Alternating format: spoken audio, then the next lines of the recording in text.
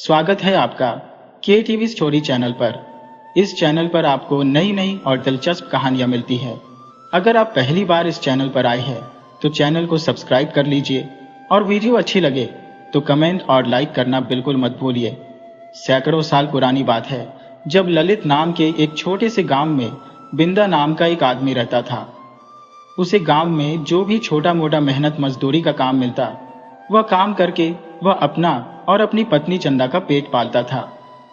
अपनी गरीबी की वजह से दोनों पति पत्नी बहुत ही परेशान थे और इसी गरीबी की हालत में उनके यहाँ पर एक संतान ने जन्म लिया।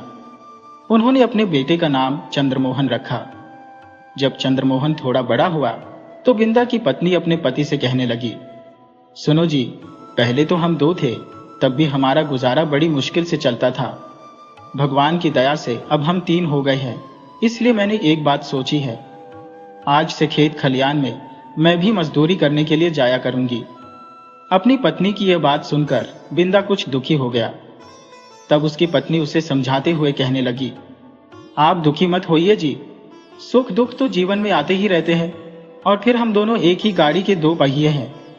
दोनों को एक समान ही चलना चाहिए, तभी तो यह गृहस्थी की गाड़ी अच्छी तरह से चल पाएगी। और फिर उस दिन के बाद से उसकी पत्नी भी लोगों के खेतों में जाकर मेहनत मजदूरी करती है। बिंदा भी जीवन के इस संघर्ष में पीछे नहीं था। कुछ दिन बीत गए। एक दिन सुबह सुबह उठकर बिंदा अपनी पत्नी से कहने लगा, भाग्यवान, कल रात को मैंने एक सपना देखा और सपने में मेरे पिताजी आए थे।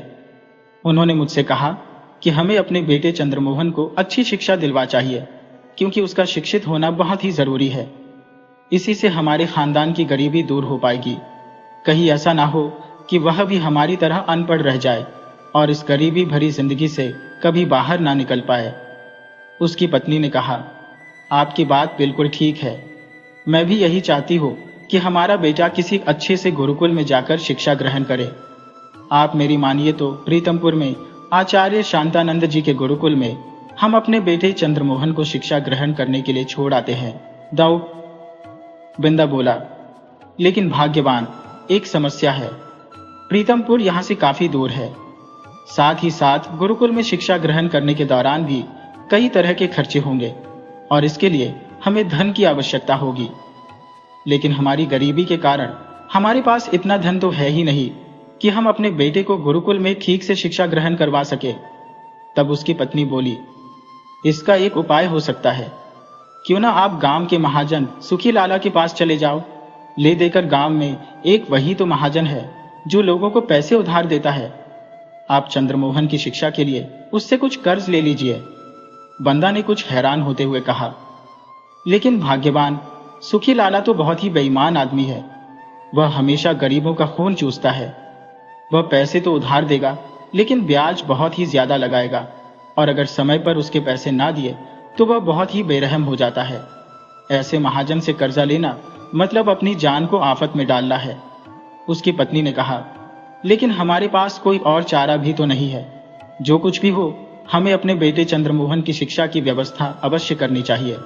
बिंदा बोला, लेकिन भाग्यवान, कर्ज लेने के लिए महाजन के पास कुछ गिरवी रखना पड़ेगा और हमारे पास तो गिरवी रखने के लिए कुछ भी नहीं है।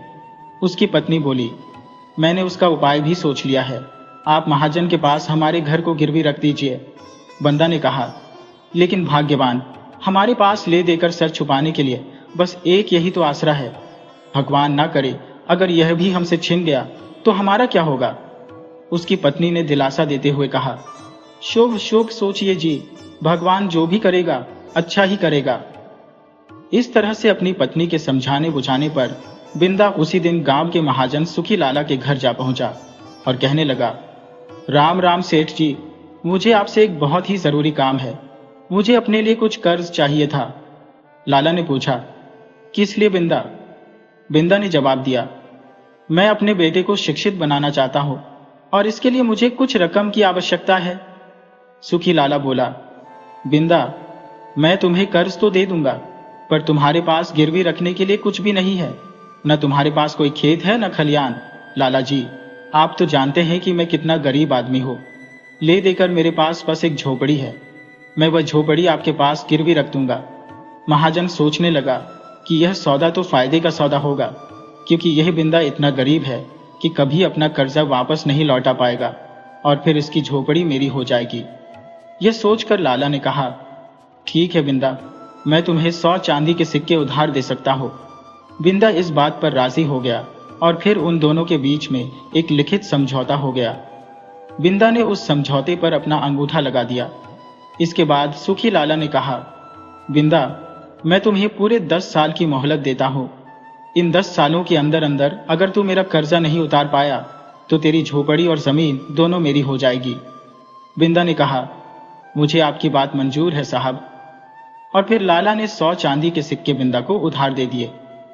बिंदा अपने बेटे चंद्रमोहन को लेकर उसी दिन प्रीतमपुर के लिए निकल गया। कुछ दिनों के सफर के बाद वे दोनों गुरुकुल में जा पहुंचे। तब बिंदा ने आचार्य जी को प्रणाम किया। आचार्य जी ने पूछा कि तुम कौन हो और कहां से आए हो? बिंदा ने कहा, गुरुजी, मैं ललितपुर गांव से आया हूं। मेरा नाम बिंदा है और यह मेरा बेटा चंद्रमोहन है। मैं अपने बेटे को आपके गुरुकुल से शिक्षा दिलवाना चाहता हूं। ये कहते हुए बिंदा ने तुरंत चांदी के सिक्कों से भरी हुई एक थैली गुरुजी के चरणों में रख दी और कहने लगा, गुरुजी, ये भेंट मेरी तरफ से स्वीकार कीजिए। ये चांदी के 100 सिक्के हैं। गुरुजी, इससे ज्यादा मैं आपको नहीं दे पाऊंगा। मैं एक गरीब आदमी हूं। मेरे बेटे को शिक्षा देने से आप इनकार मत कीजिएगा। यह देखकर आचार्य जी सोचने लगे, इसको निराश करना ठीक नहीं होगा। वह बोले, तुम चिंता मत करो बिंदा, मैं तुम्हारे बेटे को अवश्य ही पढ़ाऊंगा। अब तुम्हारा बेटा अगले 10 साल के लिए हमारे गुरुकुल में ही रहेगा, तभी उसकी शिक्षा पूरी हो पाएगी। इसके बाद बिंदा गुरुजी से आज्ञा लेकर और अपने पुत्र को वहीं पर छोड़कर वापस अपने गांव लौट गया। अब बिंदा और उसकी पत्नी की दिनचर्या पहले की तरह से ही चलने लगी। दूसरी तरफ उनका बेटा चंद्रमोहन आचार्य जी के आश्रम में रहकर शिक्षा ग्रहण करने लगा। चंद्रमोहन पूरा मन लगाकर गुरुजी से शिक्षा ग्रहण कर रहा था। 10 वर्ष कैसे बीत गए पता ही न चला। 10 वर्षों के बाद जब चंद्रमोहन की शिक्षा पूरी हो गई तो वह बड़ा हो चुका था। चंद्रमोहन के गुरुजी ने उससे कहा, चंद्रमोहन, आज तुम्हारी शिक्षा पूरी हो चुकी है। मुझे खुशी है कि मेरे सभी शिष्यों में तुम सबसे ज्यादा बुद्धिमान हो। चंद्रमोहन ने अपने गुरु को प्रणाम करते हुए कहा, गुरुजी, यह सब आपकी कृपा का परिणाम है, वरना मैं तो गांव का एक मामूली सा बालक था। और इसके बाद वह अपने गुरु से आज्ञा लेकर अपने गांव की तरफ लौट गया। लंबा सफर तय करने के बाद जब वह अपने गांव में पहुंचा तो अपने घर के नजदीक पहुंचकर उसने देखा कि उसके पिता घर के आंगन में ही खड़े थे। वे चंद्रमोहन को पहचान नहीं पाए।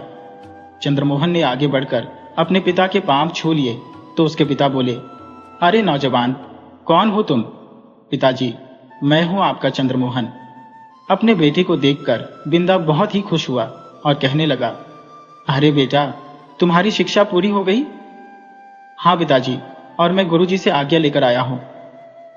उसी समय चंद्रमोहन की मां भी बाहर आ गई। अपने बेटे को देखकर उसकी मां भी बहुत ही खुश थी। माता पिता दोनों की खुशी का कोई ठिकाना नहीं था। तब बंदा ने अपनी पत्नी से कहा, भाग्यवान, अब हमारा बेटा अपनी पढ़ाई पूरी करके वापस आ गया है। बस अब जल्दी ही हमारे दिन बदलने वाले हैं। मुझे पूरा विश्वास है कि अब इसे जल्दी ही कोई अच्छी नौकरी मिल जाएगी। दूसरी तरफ गांव का महाजन सुखी लाला सोच रहा था कि अब तो 10 साल पूरे हो चुके हैं, जरा चलकर बिंदा से अपने कर्ज वापसी की बात करनी चाहिए। सुखी लाला उसी समय तैयार होकर बिंदा की झोपड़ी की तरफ चल दिया। जब वह बिंदा के घर पहुंचा तो वहां पर खड़े हुए नौजवान को देखकर वह सोचने लगा, लगता है बिंदा का बेटा चंद्रमोहन अपनी शिक्षा पूरी करके घर वापस आ गया है। उसने चंद्रमोहन से कहा, बेटा चंद्रमोहन, कैसे हो? तुम्हारी शिक्षा पूरी हो गई? चंद्र ने जवाब दिया, जी लाला जी, मैं कल ही वापस लौटा हूं। कहिए, आपका कैसे आना हुआ? महाजन बोला, तुम्हारे पिता कहां पर हैं? लेकिन चंद्रमोहन ने उसकी बात का कोई जवाब ना दिया। यह देखकर महाजन के तेवर चढ़ गए और वह गुस्से में आकर बोला, तू बताता क्यों नहीं चंद्रमोहन कि तेरे बापू कहां पर है? चंद्रमोहन बोला, लाला जी, आज मां तो मंदिर गई है और मेरे पिताजी इस वक्त स्वर्ग का पानी रोकने के लिए गए हैं। चंद्रमोहन की बात सुनकर लाला ने हैरानी से कहा, मां मंदिर गई है ये तो समझ में आता है, लेकिन तेरा बापू स्वर्ग का पानी रोकने के लिए गया है, ये कैसे हो सकता है? कहीं तेरा दिमाग तो खराब नहीं हो गया? मुझे तो लगता था कि गुरुकुल से शिक्षा ग्रहण करके आया है, तो बहुत ही अक्लमंद होगा, लेकिन लगता है कि ज्यादा पढ़ाई लिखाई करने की वजह से तेरे दिमाग का संतुलन खराब हो गया है। भला कोई स्वर्ग का पानी कैसे रोक सकता है? खैर, कोई बात नहीं, मुझे अभी थोड़ा जल्दी है, क्योंकि मुझे अभी एक शव यात्रा में शामिल होने के लिए जाना है, वरना मैं यहीं पर रुककर तेरे बापू का इंतजार करता। चंद्रमोहन बोला। क्या कहा लाला? शव यात्रा? किसी जिंदा इंसान की या फिर किसी मरे हुए इंसान की? महाजन ने खींचते हुए कहा। अरे मूर्ख, तुझे इतना भी नहीं मालूम कि शव यात्रा एक मुर्दा इंसान की होती है, किसी जिंदा इंसान की नहीं। सचमुच लगता है तेरा दिमाग खराब हो चुका है, इसीलिए तू ऐसी फिजूल की और ऊट-पटांग बातें करता है। चंद्रमोहन ने मुस्कुराते हुए कहा। लाला जी, आप जिन बातों को फिजूल की बता रहे हैं, असल में उन बातों में एक बहुत ही गूढ़ रहस्य छिपा हुआ है, जो किसी अक्लमंद आदमी को ही समझ में आ सकता है। महाजन ने हैरान होते हुए कहा। क्या तेरी इन फिजूल की बातों में कोई गूढ़ रहस्य छिपा है? भला वह कैसे? मुझे भी तो पता चले। तब चंद्रमोहन ने कहा, मैं आपको इन बातों का रहस्य बता सकता हूं, लेकिन मेरी एक शर्त है। इसके बदले में आपको हमारा कर्जा माफ करना होगा, जो मेरे बापू ने लिया था। यह सुनकर सुखी लाला सोचने लगा कि यह लड़का तो जरूरत से ज्यादा ही छंट बन रहा है। अगर मैं इसको कर्जा माफ करने की बात कह भी दूं तो क्या फर्क पड़ता है? लाला ने तुरंत कहा। अच्छा, अगर ऐसी बात है कि तेरी फिजूल की बातों में कोई रहस्य छिपा है तो ठीक है, तू मुझे वह रहस्य बता, तो मैं तेरा कर्जा माफ कर दूंगा। तब चंद्रमोहन ने कहा, लेकिन लाला, अगर बाद में तुम अपनी बात से पलट गए और मेरा कर्जा माफ न किया तो? लाला के चेहरे पर एक कुटिल मुस्कान थी और वह बोला, ऐसी बात है तो फिर मैं इस धरती और इस आकाश को साक्षी मानकर यह वचन देता हूं कि अगर तूने अपनी फिजूल की बातों का रहस्य मुझे समझा दिया तो मैं तेरा कर्जा माफ कर दूंगा। चंद्रमोहन बोला, लेकिन लाला जी, धरती और आकाश को साक्षी मानने का क्या फायदा? ये दोनों बोल तो नहीं सकते। अगर तुम किसी जीवित प्राणी को गवाह बना लो तो मैं आपकी बात मान लूंगा। लाला सोचने लगा, यह बिते भर का छोकरा तो हाथ ही नहीं रखने देता, लेकिन मैं भी कोई कम नहीं हूं। तभी महाजन की नजर वहीं पर पेड़ पर बैठी हुई एक तितली पर जा पड़ी। वो कहने लगा, मैं इस तितली को साक्षी मानकर वादा करता हूं कि अगर तूने मुझे अपनी बातों का रहस्य समझा दिया तो मैं तेरे पिता को दिया हुआ उधार माफ कर दूंगा। चंद्रमोहन ने कहा, यह हुई ना बात? तो लाला जी, अब मेरी बात को आप ध्यान से सुनिए। मेरे बापू स्वर्ग का पानी रोकने के लिए गए हैं। इसका मतलब यह है कि बारिश का मौसम आने वाला है और बारिश में हमारे घर की छत से बारिश का पानी टपकता है। बापू इस समय छत की मरम्मत कर रहे हैं ताकि बारिश के पानी को घर के अंदर आने से रोका जा सके। इसीलिए मैंने कहा था कि बापू स्वर्ग का पानी रोकने के लिए गए हैं। कहो, मैंने कुछ गलत कहा था? उसकी बात सुनकर महाजन कहने लगा, बात तो तेरी ठीक है, सचमुच बहुत तेज आदमी है तू। अब तेरी दूसरी बात का क्या मतलब था, यह भी समझा दे। तब चंद्रमोहन ने कहा, लाला जी, मैंने तुमसे यह पूछा था कि शव यात्रा किसकी है, जिंदा इंसान की या मुर्दा? तो अब मेरी बात ध्यान से सुनो। इस दुनिया में दो तरह के इंसान हैं। एक वह जो ईमानदार और अच्छे काम करने वाले होते हैं। वे अपने अच्छे कर्मों की वजह से अपने मरने के बाद भी लोगों की यादों में जिंदा रहते हैं। उनका शरीर तो मर जाता है, लेकिन फिर भी लोगों के दिलों में उनकी याद जिंदा रहती है। इसीलिए मैंने पूछा था कि शव यात्रा किसी जिंदा इंसान की है। दूसरी तरफ कुछ ऐसे इंसान होते हैं जिनके कर्मों की वजह से लोग उनको भुला देना ही बेहतर समझते हैं। इसीलिए मैंने पूछा था कि शव यात्रा किसी मुर्दा इंसान की है या जिंदा इंसान की। मेरा मतलब यह था कि मरने वाला अच्छे कर्म करने वाला अच्छा इंसान था या फिर कोई बुरा इंसान। चंद्रमोहन की बातें सुनकर लाला ने कहा, चंद्रमोहन, तू तो सचमुच बहुत ही अक्लमंद है। ठीक है, अब मैं चलता हूं। सुखी लाला को जाते हुए देखकर चंद्रमोहन सोचने लगा, लाला, आज तक तूने बहुत से भोले भाले और गरीब लोगों को अपना शिकार बनाया होगा। अब तू देख कि तू मेरे जाल में कैसे फंसता है। जब उसके माता पिता वापस लौटे तब चंद्रमोहन ने बताया कि महाजन सुखी लाला हमारे घर आया था। उसके पिता ने घबराते हुए कहा, अब क्या होगा बेटा, हमारे पास तो लाला का कर्जा वापस करने के लिए पैसे भी नहीं है। आप चिंता मत कीजिए पिताजी, मैं आ गया हूँ, अब सब कुछ ठीक कर दूंगा। 2-3 दिन के बाद सुखी लाला एक बार फिर से बिंदा के घर पर आ धमका, और उस दिन भी चंद्रमोहन ही घर पर था। चंद्रमोहन ने पूछा, लाला जी, आज आप कैसे आए? लाला ने कहा, अरे भाई, मैंने जो कर्जा दिया था वही मांगने के लिए आया हो। बताओ, कहां पर है तुम्हारा बापू? चंद्रमोहन ने मुस्कुराते हुए कहा, लाला जी, कौन सा कर्जा? वह कर्जा जो तुमने उस दिन माफ कर दिया था। चंद्रमोहन की बात सुनकर लाला साफ मुकर गया और बोला, मैंने कर्जा माफ कर दिया? ये तू क्या कहता है चंद्रमोहन? तू झूठ बोल रहा है। चंद्रमोहन बोला, लाला जी, अपनी बात से पलटोला माफ करने का वचन दिया था तो फिर कर्जा वापस करने का तो सवाल ही नहीं उठता। लाला ने चंद्रमोहन को धमकाते हुए कहा, चंद्रमोहन, मैं तुझे और तेरे बाप को छोड़ूंगा नहीं। मैं राजा के दरबार में तुम दोनों की शिकायत करूंगा।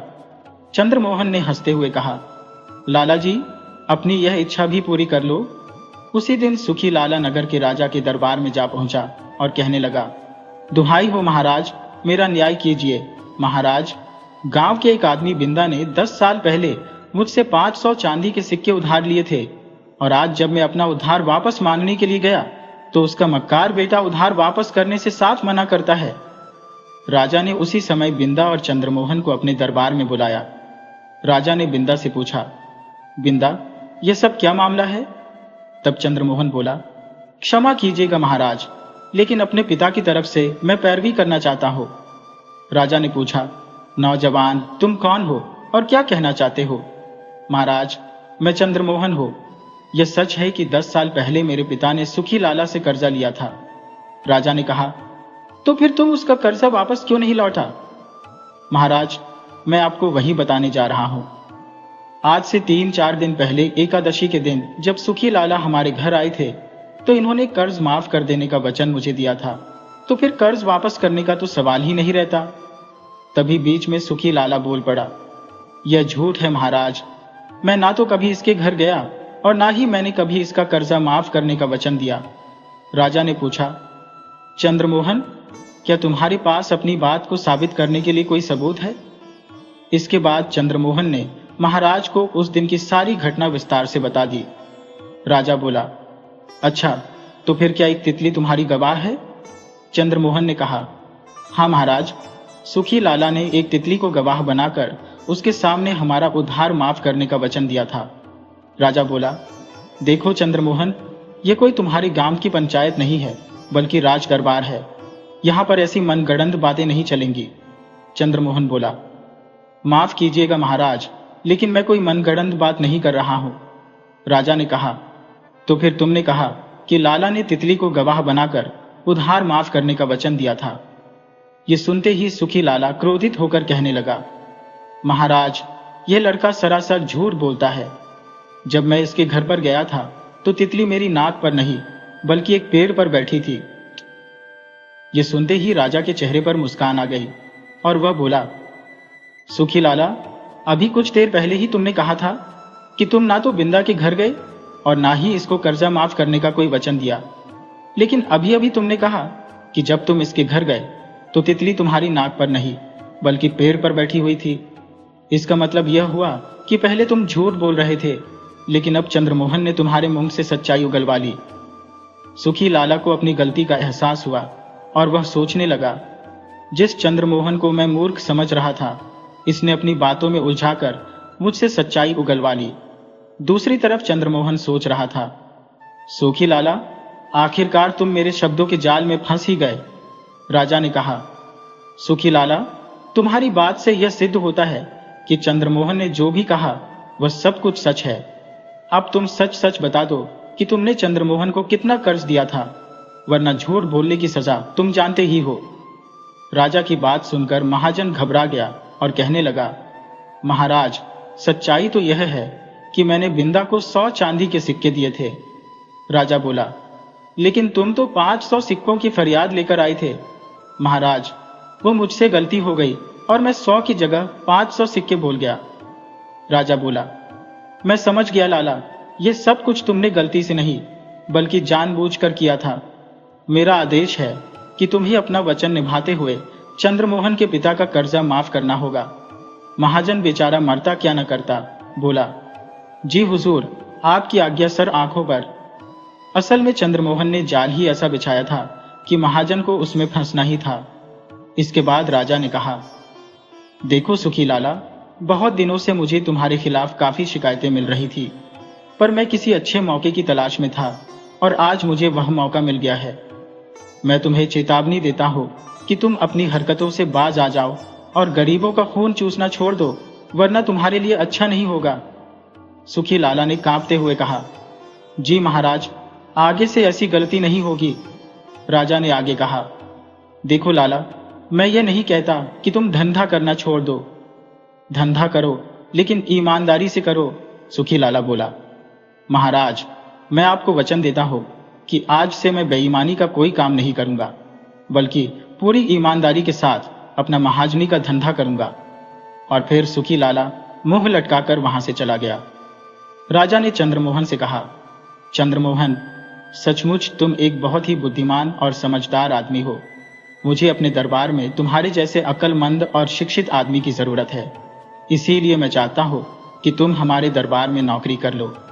चंद्रमोहन बोला, महाराज, यह तो मेरे लिए सौभाग्य की बात है। और फिर चंद्रमोहन ने राजा के दरबार में नौकरी कर ली। अब चंद्रमोहन के परिवार की गरीबी दूर हो चुकी थी। बात बहुत ही पुरानी है, जब रामगढ़ नाम के एक गांव में दो आदमी रहा करते थे। गरीबी और पैसों की तंगी ने उनका जीवन मुसीबत से भर दिया था। उनकी गरीबी की हालत यह थी कि एक जोड़ी कपड़े वह महीनों तक पहनते। किसी वक्त उन्हें खाना मिल जाता तो किसी वक्त नहीं। सारा दिन वह उसी शहर की गलियों और बाजारों में घूमते रहते। कोई ना कोई नेक दिल इंसान उन्हें खाना खिला देता। इससे कम उनका पेट तो भर जाता था। एक दिन की बात है, जब वे दोनों लोग यूं ही गलियों में घूम रहे थे और आपस में बातें करने लगे। तब एक ने कहा, भाई, अब इस नगर में हमारे लिए कुछ भी नहीं बचा। यहाँ पर हमारी किस्मत के दरवाजे बंद हो चुके हैं। मुझे तो लगता है कि हम दोनों को यहाँ से किसी दूसरे राज्य में चले जाना चाहिए। मुझे पता लगा है कि यहाँ से दक्षिण दिशा में 50 कोस दूर जाने पर मोती नगर नाम का एक राज्य है, जहाँ पर राजा चक्रधर का साम्राज्य है। मैंने सुना है कि वह बहुत ही नेक दिल राजा है। हमें वहां जाकर किसी न किसी तरह से राजा चक्रधर से मिलना चाहिए और उससे अपनी सहायता की प्रार्थना करनी चाहिए। मुझे पूरा विश्वास है कि वह हमारी सहायता अवश्य करेगा। इस तरह से शायद हमारे दिन फिर जाए। उसके साथी ने कहा, तुम्हारी सलाह तो अच्छी है। हमें मोती नगर राज्य के लिए सुबह सवेरे ही चल देना चाहिए। और फिर अगली सुबह वे दोनों लोग अपने सफर पर निकल पड़े। जंगल और पहाड़ों को पार करते हुए वह एक मैदानी इलाके में पहुंचे।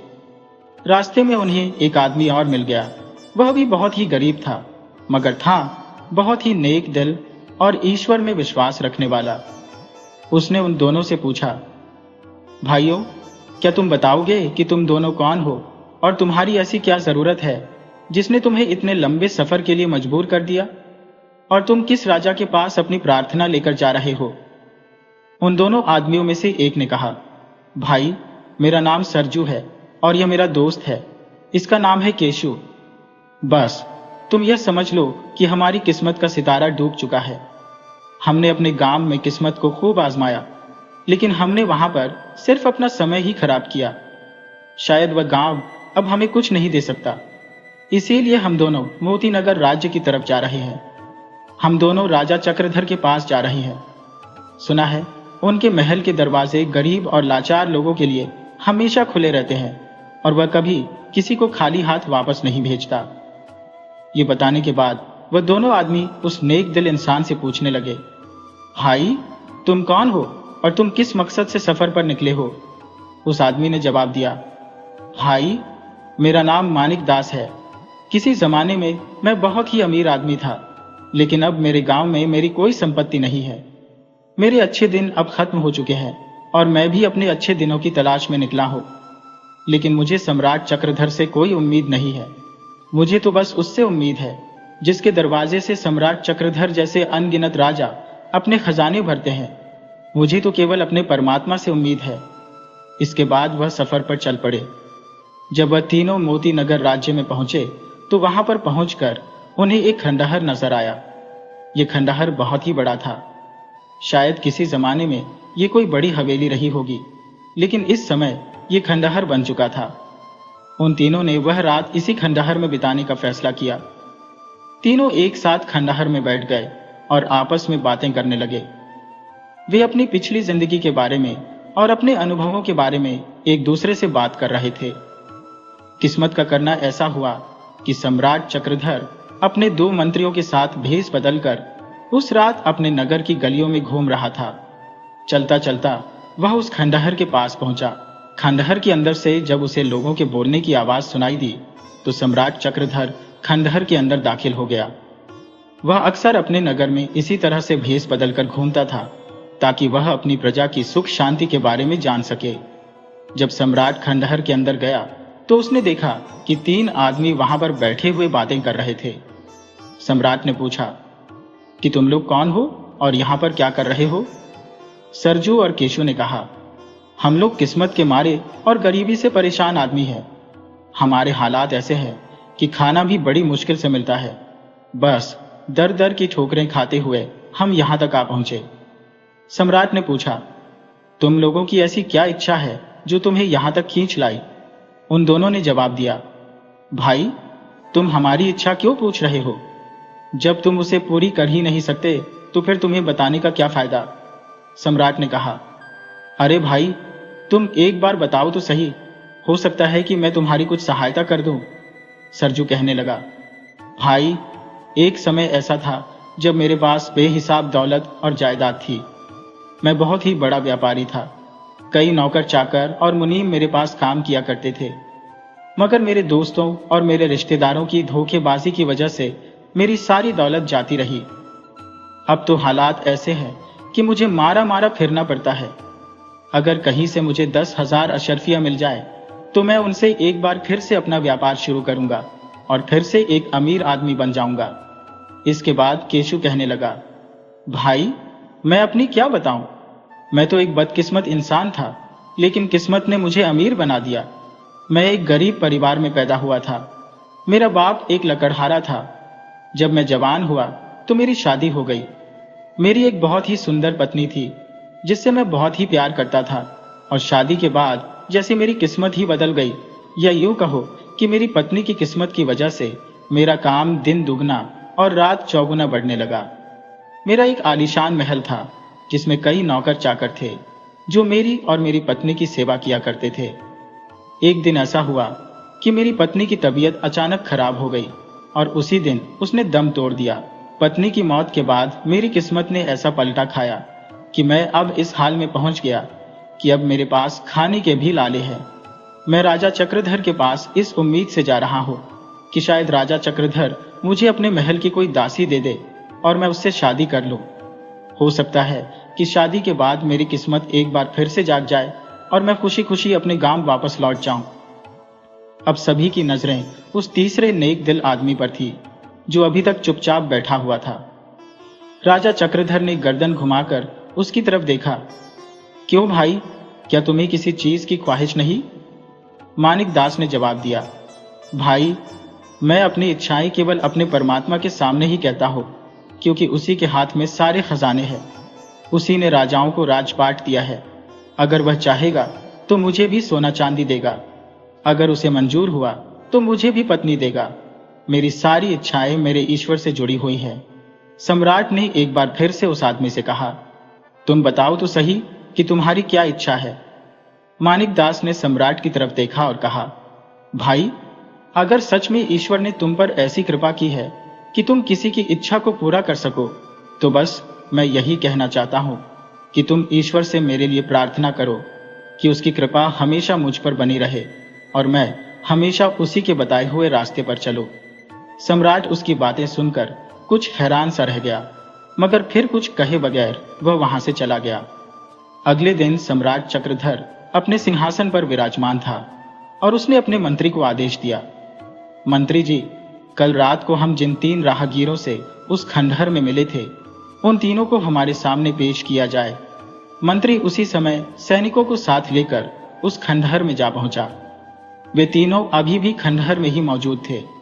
मंत्री और उसके साथ सिपाहियों को देखकर वे तीनों घबरा गए। जब सिपाही उन्हें लेकर दरबार में पहुंचे तो वह तीनों यह देखकर हैरान थे कि सिंहासन पर बैठा हुआ वह आदमी वही था जिससे कल रात उन तीनों की मुलाकात हुई थी। वे लोग दिल ही दिल में डर रहे थे कि शायद सम्राट उनसे नाराज हो जाएगा। सम्राट ने उन तीनों को आगे आने का आदेश दिया और फिर कहने लगा, हाँ तो तीनों मुसाफिरों, तुम ये बताओ कि तुम लोगों की क्या इच्छा है। सरजू और केशु ने तो अपनी अपनी वही इच्छाएं सम्राट के सामने रख दी जो कल रात उन्होंने बताई थी। सम्राट ने तीसरे आदमी से पूछा कि तुम बताओ कि तुम्हारी क्या इच्छा है। वह कहने लगा, सुनिए सम्राट चक्रधर, अगर मैं आपसे कहूं कि आप अपना राज्यपाट मुझे दे दें तो क्या आप मुझे देंगे। सम्राट चक्रधर ने कहा, हरगिज नहीं, तुम कोई ऐसी इच्छा बताओ जिसे मैं पूरा कर सकूं। अगर तुम्हें सोने की अशर्फियां चाहिए तो मैं तुम्हें अभी थैला भर कर दूंगा। अगर तुम्हें रहने के लिए घर चाहिए तो वह भी मिल जाएगा। मानिक दास ने कहा, राजन, तुम मेरी ख्वाहिश को पूरा करने के काबिल नहीं हो। तुमने बेवजह ही मुझे यहाँ पर बुलाकर मेरा समय खराब किया। मैं तो उसी से मांगता हूँ जो राजाओं और महाराजाओं को भी देने वाला है। अगर मेरे ईश्वर ने मुझे देने का फैसला कर लिया तो कोई उसे रोक नहीं सकता, और उसने अगर मुझे ना देने का इरादा किया तो कोई मुझे उसकी मर्जी के बगैर दे नहीं सकता। सम्राट चाहता था कि वह आदमी मुझसे किसी न किसी चीज की ख्वाहिश करे, मगर सम्राट के लाख कहने के बावजूद भी मानिक दास ने उसके आगे हाथ नहीं फैलाए।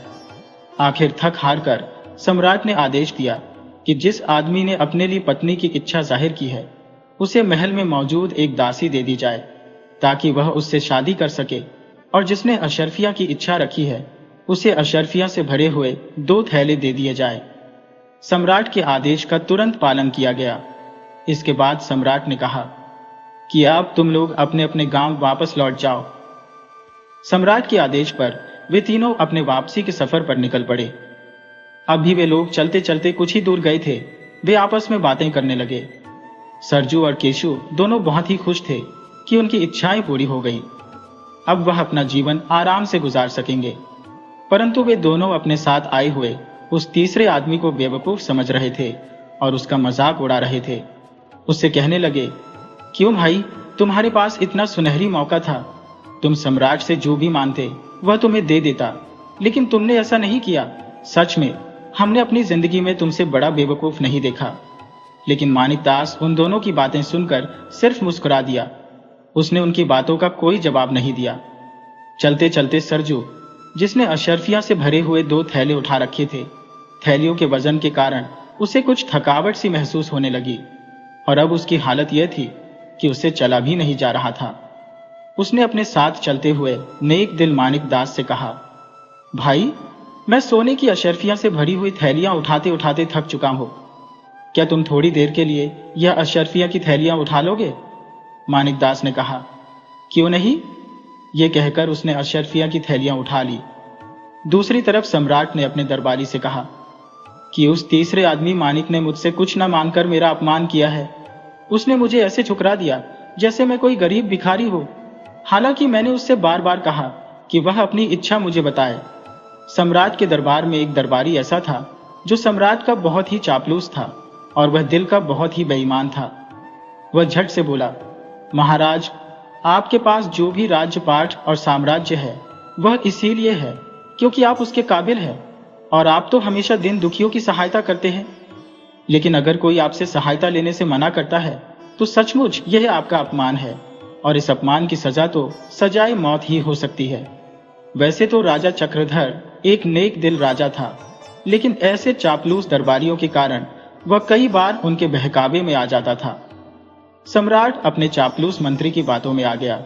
उसने तुरंत झल्लाद को बुलाया और उससे कहने लगा कि तुम अभी के अभी उन तीनों मुसाफिरों के पीछे जाओ।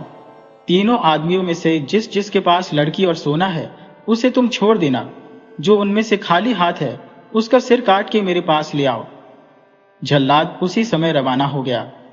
जब वह उन तीनों के पास पहुंचा तो उसने देखा कि 3 आदमी जा रहे थे, जिनमें से एक के साथ लड़की थी, दूसरे ने सोने की थैलियां उठा रखी थी और तीसरा खाली हाथ था। असल बात यह थी कि इस समय सोने की अशर्फिया की थैली नेक दिल मानिक ने उठा रखी थी, और जो सचमुच उन अशर्फिया का मालिक था उसके हाथ में कुछ नहीं था और वो खाली हाथ ही चला जा रहा था। जल्लाद उसके पास आया और तलवार के एक ही वार से उसकी गर्दन काट डाली। कटी हुई गर्दन वह अपने साथ ले गया। केशु ने जब अपने साथी की यह हालत देखी तो थर थर कांपने लगा। किसी को कुछ भी समझ में नहीं आया कि आखिर यह क्या हुआ, इसकी गर्दन क्यों काटी गई। जब जल्लाद उस आदमी का सिर लेकर सम्राट के सामने आया तो राजा चक्रधर ने बड़े गौर से उस सिर को देखा और गुस्से में कहने लगा, अरे बेवकूफ, तुम उस बेगुनाह आदमी का सिर काट कर ले आए जिसने बड़ी ही विनम्रता से मुझे अपनी इच्छाएं बताई थी। दूर हो जाओ तुम मेरी नजरों से, इससे पहले कि मैं तुम्हारा भी सिर कटवा दूं। सम्राट अब तक समझ चुका था कि जरूर सोने की अशर्फियां लेकर जाने वाला थक गया होगा और उसने अपनी थैलियां थोड़ी देर के लिए मानिक को दे दी होंगी। सम्राट ने उसी समय दूसरे जल्लाद को बुलाया और उससे कहने लगा कि अब तुम जाओ और जिसके पास सोने की अशर्फिया की थैली है उसका सिर काट कर ले आओ। जल्लाद वहां से रवाना हो गया। इस बार किस्मत का करना ऐसा हुआ कि जो आदमी मर गया था उसका साथी यानी केशु के मन में लालच आ गया। वह चलते चलते नेक दिल मानिक से कहने लगा, देखो भाई, जो मर गया है वह मेरा दोस्त था, इसीलिए उसकी सोने की अशर्फिया का असली मालिक मैं हूं, क्योंकि अपने गांव में हम दोनों एक साथ ही रहते थे। तुम ये अशर्फिया की थैली मुझे दे दो। नेक दिल मानिक के मन में तो वैसे भी कोई लालच नहीं था। उसने फौरन दोनों थैलियां केशु के हवाले कर दी। अब नजारा यह था कि मानिक एक बार फिर से खाली हाथ था। सोने की अशर्फिया की थैलियां केशु के हाथ में थी, जो अपने साथ दासी को भी ले जा रहा था। इतने में जल्लाद वहां पर आ पहुंचा। जब उसने देखा कि उनमें से एक आदमी खाली हाथ जा रहा है और दूसरे के हाथ में सोने की अशर्फिया की थैली है, उसने अशर्फिया की थैली लेकर चल रहे केशु को तुरंत मौत के घाट उतार दिया और उसका सिर लेकर सम्राट के दरबार में हाजिर हुआ। जब सम्राट ने वह सिर देखा तो गुस्से से चिल्ला उठा, यह आदमी भी गलती से मारा गया। सम्राट कुछ देर के लिए चुपचाप बैठा रहा। कुछ देर सोच विचार करने के बाद उसे समझ में आ गया कि जरूर ही परमात्मा उस तीसरे अजनबी आदमी की रक्षा कर रहा है, इसीलिए उसे किसी भी तरह का नुकसान नहीं हो रहा। नहीं तो एक ही बार में इतनी सारी घटनाएं कैसे हो सकती हैं, यह उसकी समझ से बाहर था।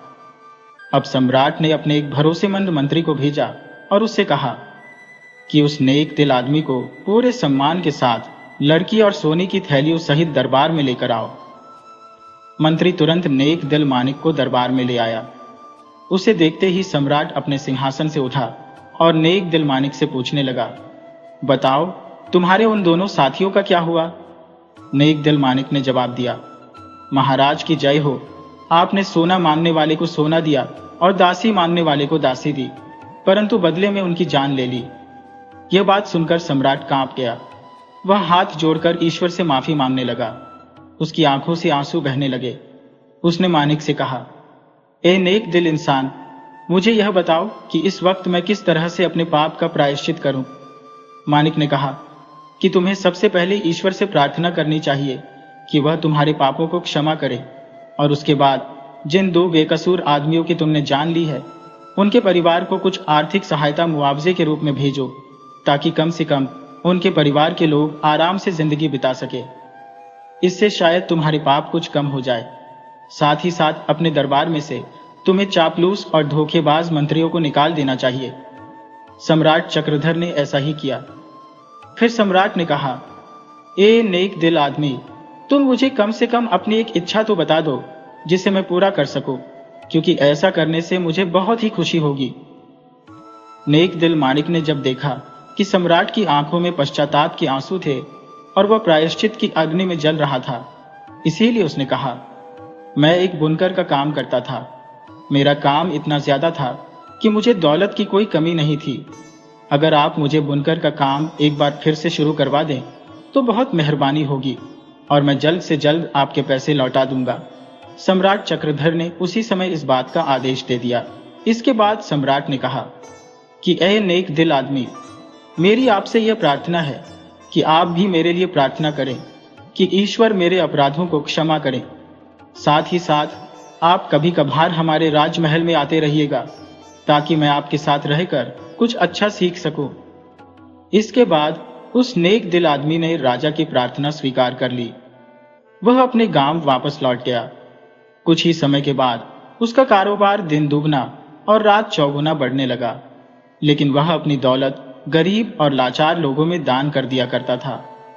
उसके मन में कभी भी लालच नहीं आया।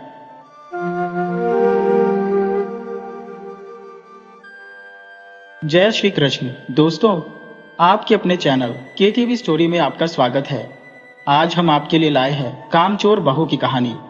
अगर आपको यह कहानी पसंद आए तो वीडियो को लाइक और चैनल को सब्सक्राइब जरूर करें, और हाँ, बेल आइकन दबाना न भूलें। तो चलिए कहानी की ओर बढ़ते हैं। गांव में ठाकुर परिवार का नाम बड़े इज्जतदार परिवारों में शुमार होता था। ठाकुर रणवीर सिंह और उनकी पत्नी सावित्री जी ने अपनी जिंदगी बड़ी मेहनत और अनुशासन से गुजारी थी। उनका इकलौता बेटा अर्जुन पढ़ाई में खूब तेज था और शहर में नौकरी करता था। जब अर्जुन की शादी गांव के पास वाले कस्बे की लड़की रंजना से तय हुई तो पूरे गांव में यही चर्चा थी कि ठाकुर परिवार को कैसी बहू मिलेगी। शादी बड़े धूमधाम से हुई। रंजना दिखने में सुंदर थी और पढ़ी लिखी भी थी, पर उसका मिजाज थोड़ा अजूबा था। पहली ही रात से उसका बर्ताव ऐसा था कि ठाकुर साहब और उनकी पत्नी को कुछ अटपटा सा लगा। अगले ही दिन जब बहू को सुबह जल्दी उठकर घर के सारे कामों में हाथ बटाना था, वह गहरी नींद में सोई हुई थी। सावित्री देवी ने जब उसे उठाया तो उसने झट से बहाना बना दिया, माँ जी, मेरी तबीयत ठीक नहीं लग रही, थोड़ा आराम कर लो। शुरुआत में सबने इस बात को नजरअंदाज कर दिया, पर धीरे धीरे यह उसकी आदत बन गई। वह कभी सिर दर्द का बहाना करती तो कभी पेट दर्द का। जब भी काम करने की बारी आती, वह किसी न किसी बहाने से बच निकलती। घर के सारे काम सावित्री देवी और नौकरानी के मत्थे आ गए। जब अर्जुन को यह सब पता चला तो उसने अपनी मां को समझाया कि शायद रंजना को थोड़ा समय देने की जरूरत है। रंजना को देखकर गांव की दूसरी औरतें भी हैरान थीं। आमतौर पर नई बहुओं को अपने ससुराल में खुद को साबित करना पड़ता था, पर रंजना को जैसे इसकी कोई फिक्र ही नहीं थी। वह दिन भर सज धज कर बैठी रहती, कभी फोन पर लगी रहती तो कभी शीशे के सामने खुद को निहारती। काम का नाम सुनते ही उसकी तबीयत बिगड़ जाती। धीरे धीरे सावित्री देवी को समझ आने लगा कि उनकी बहू असल में बड़ी चालाक थी। एक दिन उन्होंने उसे परखने के लिए जानबूझकर कह दिया कि उन्हें तबीयत ठीक नहीं लग रही और रसोई का काम रंजना को संभालना होगा। यह सुनते ही रंजना भी कराहते हुए बोली, माँ जी, मेरा भी सिर बहुत दुख रहा है, शायद मौसम की वजह से हो रहा है। गांव की कुछ औरतें जो यह सब देख रही थी, धीरे धीरे बातें बनाने लगी। ऐसी बहू तो पहली बार देखी जिसे सारा दिन बस आराम ही चाहिए, एक ने कहा। लेकिन ठाकुर साहब को इस सब का अंदाजा नहीं था। वह बाहर के कामों में व्यस्त रहते और जब घर आते तो रंजना उनके सामने बिल्कुल सीधी सादी बहू बनकर पेश आती। जब भी सावित्री देवी शिकायत करती, अर्जुन भी बीच बचाव कर लेता। एक दिन अचानक घर में मेहमान आ गए। ठाकुर परिवार की दूर की रिश्तेदार गीता ताई और उनके पति रामलाल जी आए थे। गीता ताई पुराने ख्यालों की थी, जहां बहू को घर की जिम्मेदारियों में आगे रहना चाहिए। जैसे ही वे घर में घुसे, उन्होंने चारों तरफ नजर घुमाई और रंजना को आराम से सोफे पर बैठे देखकर उनकी भौहें तन गई। अरे बहू, जरा हमारे लिए चाय तो बना दो, गीता ताई ने मुस्कुराते हुए कहा। रंजना के चेहरे का रंग उड़ गया। उसने अर्जुन की तरफ देखा, लेकिन अर्जुन अब कुछ नहीं कह सकता था। मजबूरी में वह उठी और रसोई में चली गई। लेकिन कुछ ही देर बाद आवाज आई, माँ जी, गैस जल नहीं रही, आप देख लेंगी। सावित्री देवी मन ही मन मुस्कुराई, लेकिन चुप रही। गीता ताई सब समझ गई। उन्होंने सावित्री देवी को इशारे से बुलाया और धीरे से कहा, बहू बहुत चालाक लग रही है, लेकिन मैं इसे ठीक कर सकती हूं, देख लेना। गीता ताई को एक तरकीब सूझी। अगले ही दिन उन्होंने सबके सामने ऐलान कर दिया कि रंजना को घर के काम सिखाने के लिए वे कुछ दिनों तक यहीं रुकेंगी। ये सुनते ही रंजना को जोर का झटका लगा। उसे समझ आ गया कि अब उसकी चालाकी नहीं चलने वाली, लेकिन वह भी इतनी आसानी से हार मानने वालों में से नहीं थी। उसने मन ही मन कुछ और सोच लिया था। गीता ताई की मौजूदगी से रंजना परेशान हो गई थी। उसे अंदाजा हो गया था कि अब उसकी चालाकियां काम नहीं आएंगी। उसने मन ही मन एक नया बहाना बनाने की योजना बनाई। अगले दिन सुबह जब सब लोग नाश्ते के लिए इकट्ठा हुए तो रंजना चेहरे पर उदासी लाते हुए बोली, माँ जी, मुझे बहुत कमजोरी महसूस हो रही है, शायद मेरी तबीयत ज्यादा खराब हो रही है। ये सुनते ही अर्जुन परेशान हो गया। तुम डॉक्टर के पास क्यों नहीं जाती? रंजना ने कमजोर आवाज में कहा। हाँ, जाना तो चाहिए, लेकिन घर के काम भी तो है। यह सुनते ही गीता ताई मुस्कुराई और बोली, अरे बहू, घर के काम कौन से भागे जा रहे हैं? पहले तुम डॉक्टर के पास जाओ, मैं तुम्हारे साथ चलूंगी। रंजना को यह सुनकर और भी झटका लगा, लेकिन अब कुछ बोलना मुश्किल था। उसे गीता ताई के साथ अस्पताल जाना पड़ा। डॉक्टर ने कुछ सामान्य जांच के बाद कहा, आपको कोई बड़ी समस्या नहीं है, बस खानपान और मेहनत की कमी है। थोड़ा घर के कामों में ध्यान दें, शारीरिक गतिविधि से आप जल्द स्वस्थ महसूस करेंगी। रंजना के चेहरे की हवाइयां उड़ गईं। उसने सोचा था कि डॉक्टर कुछ गंभीर बात कह देगा, जिससे उसे और आराम करने का बहाना मिल जाएगा, लेकिन यहां तो उल्टा हो गया। गीता ताई ने हंसते हुए कहा, देखा बहू, डॉक्टर भी कह रहा है कि मेहनत करो। चलो अब घर चलकर बढ़िया से काम शुरू करते हैं। घर लौटने के बाद गीता ताई ने रंजना को रसोई में काम करने के लिए कहा। पहले तो रंजना बहुत नानुकुर करती रही, लेकिन जब कोई उसकी मदद को नहीं आया तो उसे मजबूरी में आटा गूंथना पड़ा। जैसे ही उसने गूंथना शुरू किया, उसने जानबूझकर ज्यादा पानी डाल दिया ताकि आटा खराब हो जाए। माँ जी, मुझसे आटा नहीं संभल रहा, सब गीला हो गया। सावित्री देवी ने गुस्से से देखा, लेकिन गीता ताई ने मुस्कुराकर कहा, कोई बात नहीं, धीरे धीरे सीख जाओगी। फिर उन्होंने रंजना से झाड़ू लगाने के लिए कहा। रंजना ने सोचा कि यह काम आसान होगा, लेकिन जैसे ही उसने झाड़ू उठाया, गीता ताई ने टोक दिया, बहू, झाड़ू ऐसे नहीं पकड़ी जाती, देखो इस तरह पकड़ो। और उन्होंने खुद झाड़ू चलाकर दिखाया। जब रंजना ने काम शुरू किया तो गीता ताई ने चालाकी से उसे और मुश्किल बना दिया। अरे, कोने में धूल रह गई, फिर से साफ करो। रंजना झुंझला रही थी, लेकिन वह गीता ताई का सामना नहीं कर सकती थी। जब उसने देखा कि सारा दिन मेहनत करनी पड़ेगी, तो उसने एक और चाल चली।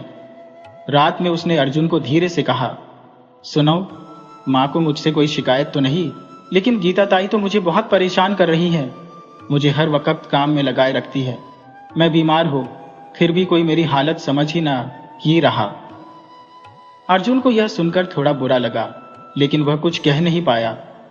अगले दिन गीता ताई ने फैसला किया कि रंजना को थोड़ा और सिखाने के लिए वे उसे बाहर खेतों में ले जाएंगी, जहां गांव की औरतें मेहनत करती थी। जब यह बात रंजना को पता चली तो उसका दिमाग तेजी से काम करने लगा। उसने सोचा कि अब अगर कोई बड़ा नाटक नहीं किया तो उसे सच में काम करना पड़ेगा। रात में सबके सोने के बाद उसने अपने कमरे की अलमारी से एक पुराना कांच का टुकड़ा निकाला और उसे हल्का सा अपने पैर पर रगड़कर छोटी सी खरोंच बना ली। सुबह जब गीता ताई ने उसे जगाया तो वह जोर जोर से कराने लगी, माँ जी, मेरे पैर में बहुत दर्द हो रहा है, लगता है रात में कुछ काट लिया। सावित्री देवी और गीता ताई उसके पास आई और देखा कि उसके पैर में हल्की सी चोट थी। अर्जुन भी परेशान हो गया, ये कैसे हुआ? रंजना रोने लगी, मुझे नहीं पता, शायद कोई कीड़ा था या मैंने गलती से टेबल से टकरा दिया, अब तो खड़ा भी नहीं हो पा रही। ये सुनते ही अर्जुन ने कहा, अगर तबीयत इतनी खराब है तो खेत जाने की जरूरत नहीं, आराम करो। गीता ताई को कुछ अजीब लगा, लेकिन उन्होंने कुछ नहीं कहा। अब रंजना को मौका मिल गया। उसने 2 दिन तक बिस्तर पर ही पड़े रहने का नाटक किया, लेकिन गीता ताई भी चुप नहीं बैठी। तीसरे दिन उन्होंने अर्जुन के सामने ही कह दिया, बहू, आज मैंने डॉक्टर को बुलाया है, वह आकर देखेगा कि तुम्हारे पैर में क्या हुआ है। रंजना का चेहरा उतर गया। उसने बहाना बनाया, अरे नहीं, अब तो मैं ठीक महसूस कर रही हूं, ज्यादा आराम करने से खुद ब खुद ठीक हो गई हो। गीता ताई ने ताली बजाई और हंसकर बोली, वाह बहू, तुम्हारी बीमारी भी कमाल की है। जब काम करने को कहो तो बढ़ जाती है, और जब डॉक्टर को बुलाओ तो ठीक हो जाती है। यह सुनकर सावित्री देवी और अर्जुन दोनों को ही शक हुआ। अर्जुन ने पहली बार महसूस किया कि शायद उसकी मां सही कह रही थी, लेकिन रंजना इतनी आसानी से हार मानने वाली नहीं थी। उसने सोचा कि अब उसे एक बड़ा कदम उठाना होगा। अगर इसी तरह चलता रहा तो वह पूरे घर की नजरों में गिर जाएगी। उसे एक नई साजिश रचनी होगी ताकि सब फिर से उसकी बात मानने लगे। रंजना को अब अच्छी तरह समझ आ गया था कि गीता ताई उसकी चालाकियों को पकड़ने में माहिर है। वह जितनी भी कोशिश कर रही थी, सब नाकाम हो रही थी। उसे लगने लगा कि अब अगर उसने कुछ बड़ा नहीं किया तो पूरे घर में उसकी सच्चाई खुल जाएगी और उसकी आराम से जीने की योजना बर्बाद हो जाएगी। उसने एक नई चाल चली।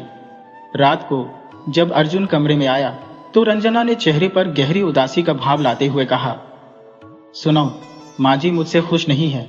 गीता ताई भी हमेशा मुझ पर नजर रखती है। मुझे अब लगने लगा है कि इस घर में मेरी कोई इज्जत ही नहीं है। अर्जुन ने उसकी तरफ देखा। ऐसी बात क्यों कर रही हो? माँ और ताई तुम्हें सिखा रही है। तुम्हें अपने परिवार के साथ रहना चाहिए। रंजना ने रोनी सूरत बनाकर कहा, पर क्या सिर्फ बहू को ही सब कुछ सीखना पड़ता है? कोई और तो कुछ नहीं सीखता। मैं दिन भर बस ये सोचती रहती हूँ कि क्या करो, कैसे करो ताकि सब मुझसे खुश रहे। अर्जुन को रंजना पर दया आ गई। उसने कहा, तुम चिंता मत करो, मैं माँ से बात करूंगा। अगले दिन अर्जुन ने सावित्री देवी से कहा, माँ, रंजना को थोड़ा आराम दो, वह बहुत परेशान महसूस कर रही है। गीता ताई हमेशा उसे काम के लिए टोक रहती है। सावित्री देवी चौंक गई। तो ये क्या कह रहा है अर्जुन? तेरी बीवी कामचोर है, उसे बस बहाने बनाने आते हैं। अर्जुन थोड़ा गुस्से में आ गया। माँ, आप ऐसा क्यों कह रही है? रंजना को थोड़ा वक्त दीजिए। गीता ताई जो पास ही बैठी थी मुस्कुराई और बोली, बहू को वक्त देने की जरूरत नहीं है, उसे सिर्फ मेहनत करने की जरूरत है।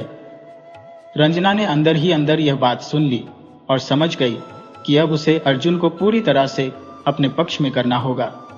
उसने रात को रोते हुए अर्जुन से कहा, अगर तुम सच में मुझसे प्यार करते हो तो मुझे इस माहौल से निकालो।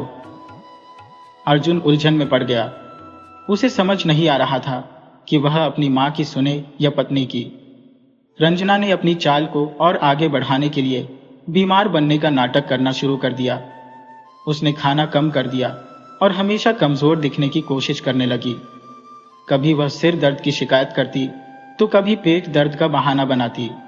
सावित्री देवी और गीता ताई उसकी हरकतें देख रही थी। फिर एक दिन अचानक सुबह सुबह रंजना ने खुद को कमरे में बंद कर लिया और अंदर से जोर जोर से रोने लगी। अर्जुन और बाकी घर वाले दरवाजा पीटने लगे। रंजना, दरवाजा खोलो। कुछ देर बाद रंजना ने दरवाजा खोला और रोते हुए बोली, मुझे अब इस घर में नहीं रहना, मुझे मायके जाना है। अर्जुन ने उसे चुप कराया और कहा, ऐसी बातें मत करो। अर्जुन ने अपनी मां से कहा, मां, हमें रंजना को उसके मायके भेज देना चाहिए ताकि वह कुछ दिन सुकून से रह सके। सावित्री देवी को यह बात पसंद नहीं आई, लेकिन अर्जुन की जिद के आगे वह कुछ कह नहीं सकी। रंजना मायके चली गई, लेकिन वहां जाकर भी उसने अपनी साजिश जारी रखी। उसने अपने माता पिता से कहा, ससुराल में मेरी कोई इज्जत नहीं है। माँ जी और गीता ताई मुझसे बहुत काम करवाती है। उसकी माँ चिंता में पड़ गई। बेटी, अब क्या करना चाहती हो? रंजना ने धीरे से कहा, अगर मैं कुछ महीनों तक मायके में रह जाऊं और अर्जुन को बार बार बुलाना पड़े तो धीरे धीरे वह अपनी मां से दूर हो जाएगा। फिर मैं जैसा चाहूंगी वैसा करवा सकती हो। इस चाल के चलते उसने अर्जुन से फोन पर बहाने बनाने शुरू कर दिए। अभी मेरी तबीयत ठीक नहीं है, डॉक्टर ने आराम करने को कहा है। अर्जुन परेशान हो गया और बार बार अपनी मां से कहने लगा कि रंजना को वापस लाने जाना चाहिए। सावित्री देवी और गीता ताई को समझ आ गया था कि यह सब रंजना की चालें हैं, लेकिन वे चुप रही। उन्होंने सोचा कि जब तक अर्जुन खुद सच्चाई नहीं समझेगा तब तक कुछ कहना बेकार होगा। कुछ दिन बाद अर्जुन मायके गया और रंजना को वापस लाने की कोशिश करने लगा, लेकिन रंजना हर बार कोई नया बहाना बना देती। कभी कहती, डॉक्टर ने अभी लंबा आराम बताया है। कभी कहती, मुझे माँ की बहुत याद आ रही है, थोड़ा और रुकने दो।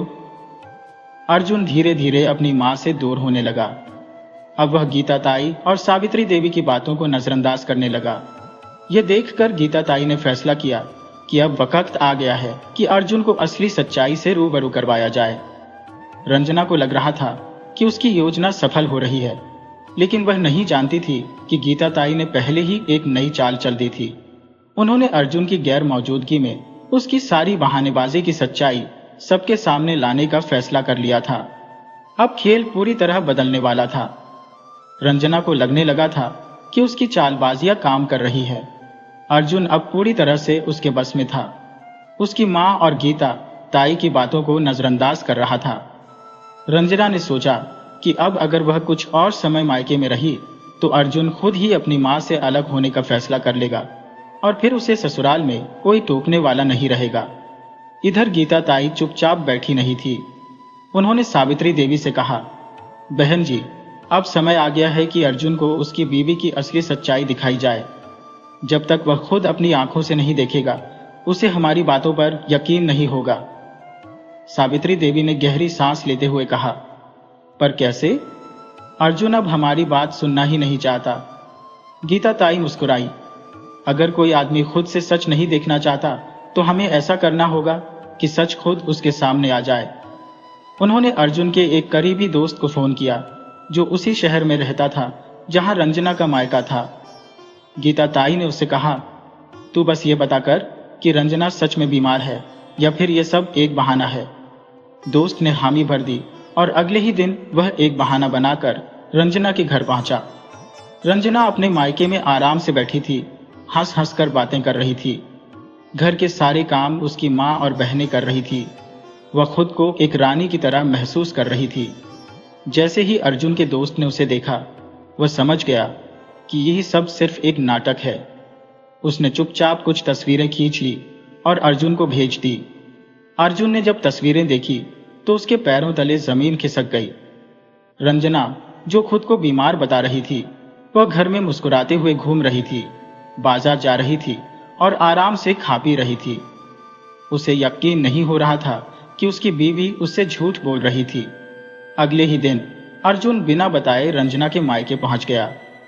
जब उसने रंजना को आराम से बैठकर हंसते हुए देखा तो उसका गुस्सा फूट पड़ा। रंजना, तुमने मुझे धोखा दिया। तुम बीमार नहीं हो, तुम बस मुझसे झूठ बोल रही थी।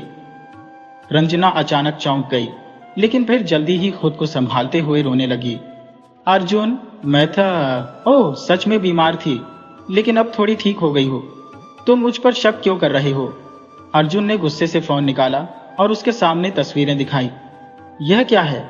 तुम तो कह रही थी कि डॉक्टर ने तुम्हें आराम करने को कहा है, लेकिन तुम बाजार घूम रही हो, हंसते हुए चाट खा रही हो। यह बीमारी का कौन सा लक्षण है? रंजना का चेहरा सफेद पड़ गया। वह कुछ नहीं कह पाई। उसकी मां और बहनें भी चुप थी। अर्जुन ने गहरी सांस ली और कहा, अब बस बहुत हो गया। तुम्हें अगर इस घर में वापस आना है तो तुम्हें अपने तरीके बदलने होंगे, वरना तुम यहीं रहो, मैं अकेला लौट जाऊंगा। रंजना को समझ आ गया कि इस बार बात ज्यादा बिगड़ गई है। उसने तुरंत माफी मांगने का नाटक किया। अर्जुन, मैं बस कुछ दिन और यहां रहना चाहती थी, इसलिए झूठ बोल दिया। मुझे माफ कर दो। अर्जुन ने गुस्से से कहा, यह तुम्हारा आखिरी मौका है रंजना। अगर अब तुमने कोई चाल चली तो मैं खुद मां के साथ खड़ा रहूंगा। रंजना मजबूरन उसके साथ ससुराल लौट आई, लेकिन अब वह और भी गुस्से में थी। उसे गीता ताई पर शक था कि उन्होंने ही अर्जुन को सच्चाई दिखाने के लिए कुछ किया है। उसने तय किया कि अब वह इस घर में ऐसी चाल चलेगी कि गीता ताई को ही घर से निकाल दिया जाएगा। घर में लौटने के बाद रंजना ने एक नई योजना बनाई। उसने धीरे धीरे अर्जुन के दिमाग में यह भरना शुरू कर दिया कि गीता ताई उनके परिवार में बहुत दखल देती है और उनके बिना यह घर ज्यादा शांत हो सकता है। अर्जुन, देखो ना, गीता ताई हर समय किसी न किसी को टोक रहती है। माँ भी उनके सामने कुछ नहीं कहती। अगर वे अपने घर चली जाए तो हमें ज्यादा सुकून मिलेगा। अर्जुन ने पहले इस बात को अनसुना कर दिया, लेकिन जब रंजना बार बार यही बात दोहराने लगी तो वह धीरे धीरे इस पर सोचने लगा। रंजना को लगा कि उसकी चाल काम कर रही है, लेकिन उसे नहीं पता था कि गीता ताई पहले से ही उसकी हर हरकत पर नजर रख रही थी। उन्होंने सावित्री देवी से कहा, बहन जी, ये लड़की अब कुछ बड़ा करने की फिराक में है। हमें इस बार इससे एकदम चौकस रहना होगा। सावित्री देवी चिंतित हो गई। अब वह क्या करने वाली है? गीता ताई ने मुस्कुराते हुए कहा, इस बार हम चुप नहीं बैठेंगे। इस बार हम उसे उसी के खेल में हराएंगे। रंजना अब अपनी आखिरी चाल चलने के लिए पूरी तरह से तैयार थी।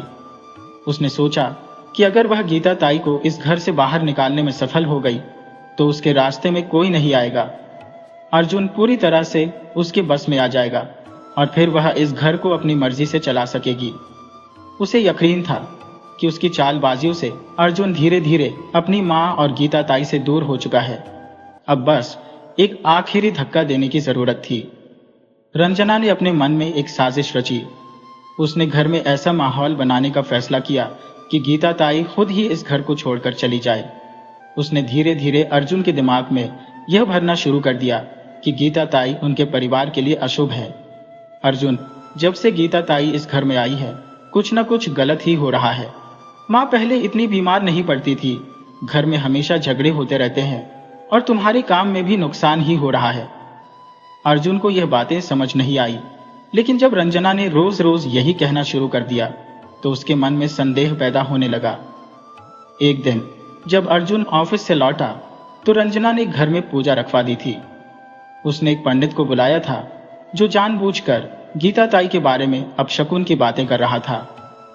इस घर में कोई बाहरी स्त्री का प्रभाव बहुत ज्यादा है जिससे गृहस्थी में अशांति हो रही है। अगर यह प्रभाव हट जाए तो सब कुछ ठीक हो जाएगा। अर्जुन अब थोड़ा सोच में पड़ गया। उसने कभी इन सब चीजों पर विश्वास नहीं किया था, लेकिन जब रंजना और पंडित दोनों बार बार यही बात दोहरा रहे थे तो उसे लगने लगा कि शायद इसमें कुछ सच्चाई हो सकती है। रंजना ने मौके का फायदा उठाते हुए अर्जुन से कहा, तुम्हें गीता ताई से सीधे कुछ कहने की जरूरत नहीं है, बस थोड़ा सा बर्ताव बदल दो, वे खुद ही समझ जाएंगी और चली जाएंगी। अर्जुन अब गीता ताई से पहले की तरह बात नहीं कर रहा था, वह उनसे दूरी बना रहा था और यह देखकर गीता ताई को समझ आ गया कि रंजना अब अपनी आखिरी चाल चल रही है, लेकिन वे इतनी आसानी से हार मानने वाली नहीं थी। एक दिन गीता ताई ने जानबूझकर रंजना के सामने अर्जुन से कहा, बेटा, तुम्हारे पिताजी का सपना था कि यह घर हमेशा खुशहाल बना रहे, लेकिन लगता है कि अब मैं यहाँ बोझ बन गई हूँ। अगर तुम चाहो तो मैं अपने भाई के यहाँ चली जाऊंगी। रंजना अंदर ही अंदर बहुत खुश हो गई। यही तो वह चाहती थी। उसने अर्जुन की ओर देखा और उम्मीद की कि वह भी इस फैसले में हाँ कर देगा, लेकिन अर्जुन चुप रहा। उसने कोई जवाब नहीं दिया। गीता ताई ने सावित्री देवी की तरफ देखा जो असहाय महसूस कर रही थी। उन्हें समझ नहीं आ रहा था कि उनके बेटे को क्या हो गया है, लेकिन गीता ताई ने उन्हें आंखों ही आंखों में समझा दिया कि वे चिंता न करें। रात को जब अर्जुन अपने कमरे में था तो गीता ताई ने उसकी पुरानी तस्वीरें निकाली जिसमें वह अपनी मां और गीता ताई के साथ हंसता मुस्कुराता नजर आ रहा था। उन्होंने चुपचाप वह तस्वीर अर्जुन के तकिए के पास रख दी। सुबह जब अर्जुन की नींद खुली तो उसकी नजर उस तस्वीर पर पड़ी। उसके मन में ढेर सारी यादें उमड़ आई। उसे याद आया कि जब उसके पिता का निधन हुआ था तब गीता ताई ने ही उसकी मां का सहारा दिया था। जब वह छोटा था तो गीता ताई ने उसकी पढ़ाई के लिए अपने गहने तक गिरवी रख दिए थे। यह सोचकर उसका दिल भारी हो गया। अर्जुन को समझ आ गया कि वह कितना बड़ा मूर्ख बन चुका था। उसने अपनी मां और गीता ताई की परवाह करना ही बंद कर दिया था। सिर्फ रंजना की बातों में आकर उसका गुस्सा बढ़ गया। उसने तुरंत फैसला किया कि अब वह रंजना की सच्चाई सबके सामने लाकर रहेगा। अर्जुन ने चुपचाप एक योजना बनाई। उसने एक दिन सबके सामने रंजना से कहा, अगर गीता ताई को इस घर से जाना ही है तो हमें यह भी देखना होगा कि घर में असली समस्या कौन है। मैंने घर में कुछ कैमरे लगवाए हैं ताकि यह पता चल सके कि किसकी वजह से झगड़े हो रहे हैं। रंजना के चेहरे का रंग उड़ गया। उसे डर था कि कहीं उसकी सच्चाई सामने ना आ जाए। अर्जुन ने सभी को हॉल में बुलाया और कैमरों की रिकॉर्डिंग चलाई। उसमें साफ दिख रहा था कि कैसे रंजना ने गीता ताई को बदनाम करने के लिए बातें बनाई थी। पंडित को पैसे देकर बुलवाया था कि घर में अशुभ प्रभाव है और कैसे उसने अर्जुन के दिमाग में जर भरा था। सावित्री देवी का दिल टूट गया। उन्होंने गुस्से से कहा, बहू, ये तुमने क्या किया? तुम्हें इस घर की बहू बनाकर हमने बहुत बड़ी गलती कर दी। अर्जुन ने गुस्से से कहा, रंजना, मैंने तुम्हें बहुत मौके दिए, लेकिन तुमने हर बार झूठ और फरेब का ही सहारा लिया। अब यह फैसला तुम्हें करना है कि तुम अपनी गलतियों को सुधारोगी या यह घर छोड़कर चली जाओगी। रंजना को समझ आ गया कि अब उसका खेल खत्म हो चुका है। उसने तुरंत माफी मांगने का नाटक किया। मुझे माफ कर दो अर्जुन, मैंने यह सब सिर्फ इसलिए किया क्योंकि मैं इस घर में अपनी जगह पक्की करना चाहती थी। मुझे डर था कि अगर मैं कुछ न करूं तो मैं कभी तुम्हारे करीब नहीं आ पाऊंगी। अर्जुन ने गहरी सांस ली और कहा, अगर तुम इस घर में रहना चाहती हो तो तुम्हें पूरी ईमानदारी और मेहनत से रहना होगा। अगर दोबारा तुमने कोई चाल चली तो मैं तुम्हें बिना कुछ सोचे समझे इस घर से निकाल दूंगा। रंजना को अपनी गलती का एहसास हो गया था। उसने गीता ताई और सावित्री देवी से माफी मांगी और तय किया कि अब वह सच में अपने बर्ताव को बदलेगी। गीता ताई मुस्कुराई और सावित्री देवी ने राहत की सांस ली। अब इस घर में फिर से शांति लौट आई थी। किसी भी परिवार की खुशहाली आपसी विश्वास, प्रेम और ईमानदारी पर टिकी होती है। छल कपट से पाई गई जीत ज्यादा दिनों तक टिकती नहीं, और जो दूसरों को धोखा देने की कोशिश करता है अंततः खुद ही हार जाता है। रंजना ने अपनी चालाकी से घर पर राज करने की कोशिश की, लेकिन सच्चाई की रोशनी ने उसके हर षड्यंत्र को बेनकाब कर दिया। अर्जुन को अंततः यह समझ आ गया कि अपनों को परखने के लिए बाहरी बातों में नहीं आना चाहिए, बल्कि खुद के अनुभव और सच्चे रिश्तों को समझना चाहिए। इस कहानी से हमें यह सीख मिलती है कि हमें अपने परिवार के हर सदस्य का सम्मान करना चाहिए, खासकर उन लोगों का जिन्होंने हमारे जीवन में संघर्षों के समय हमारा साथ दिया हो। जीवन में सच्चा सुख छल कपट से नहीं, बल्कि आपसी प्रेम और विश्वास से ही प्राप्त किया जा सकता है।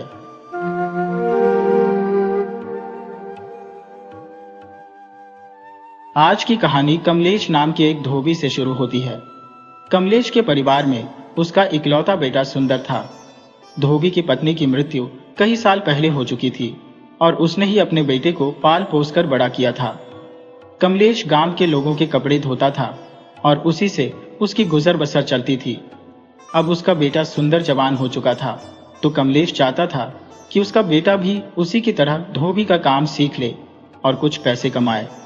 लेकिन इसके उलट सुंदर काम करने की बजाय सारा दिन अपने दोस्तों के साथ आवारागर्दी किया करता था।